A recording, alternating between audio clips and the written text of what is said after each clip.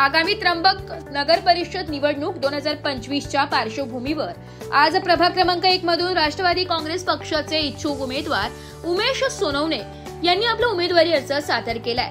उमेदवारी अर्ज सादर करताना आपल्या भावना व्यक्त करताना त्यांनी सांगितले की गेल्या 25 वर्षांपासून मी पत्रकार म्हणून त्र्यंबकेश्वरमधील विविध सामाजिक आणि नागरी प्रश्नांवर आवाज उठवत आलो आहे। लोकांच्या प्रश्नांवर न्याय मिळवून देण्यासाठी सुधारणा व विकासाच्या दृष्टीने हा माझा पुढचा टप्पा आहे। उमेदवारी अर्ज जमा करताना स्थानिक कार्यकर्ते आणि समर्थक मोठ्या संख्येने उपस्थित होते। या अर्जामुळे प्रभाग क्रमांक 1 मधील निवडणूक वातावरण अधिक रंगणार असल्याचं चित्र आहे। सोनवणे यांनी त्र्यंबकेश्वरच्या सुसंस्कृत आणि भाविक शहराला विकासाच्या मार्गावर अधिक सक्षमपणे नेण्याचा संकल्प व्यक्त केलाय।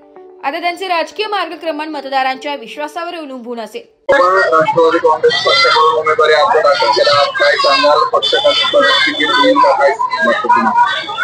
मी गेल्या 25 वर्षापासून पत्रकारिता आणि सामाजिक काम या त्र्यंबकेश्वर शहरामध्ये आणि तालुक्यामध्ये करीत आहे।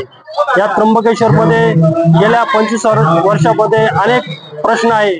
ते प्रश्न पत्रकारितेच्या माध्यमातून आणि सामाजिक कार्यातून सोडवण्याचा प्रयत्न मी गेल्या 25 वर्षापासून करीत आहे आणि गेल्या 2 वर्षापासून मी पक्षामध्ये काम करीत आहे। नक्कीच पक्ष मी एकमेव राष्ट्रवादी काँग्रेस पक्षाचा अधिकृत प्रतिनिधी आहे आणि सामाजिक न्याय विभागाचा जिल्हा अध्यक्ष या नात्याने पक्ष माझा जरूर विचार करेल। आगामी सियासताच्या पार्श्वभूमीवर त्र्यंबकेश्वर शहरामध्ये समस्या आहेत। त्र्यंबकेश्वरमध्ये आता माझं वय आहे 44, तर मी गेले 3 कुंभमेळे बघितलेले आहे। तर या कुंभमेळ्यामध्ये पत्रकारितेच्या माध्यमातून आणि सामाजिक कार्याच्या माध्यमातून सिंहस्थ कुंभमेळे हे जवळून बघितलेले आहे। त्याच्यामुळे कुंभमेळ्यामध्ये काय प्रश्न असतात याची मला जाणीव आहे आणि त्र्यंबकेश्वरमध्ये कोट्यावधी भाविक येणारे, या कोट्यावधी भाविकांच्या सुखसुविधेसाठी जे प्रयत्न करायचे आहे ते नक्कीच मी या ठिकाणी करण्याचा प्रयत्न करणार आहे। ब्युरो रिपोर्ट, नाशिक लोकशाही न्यूज, नाशिक।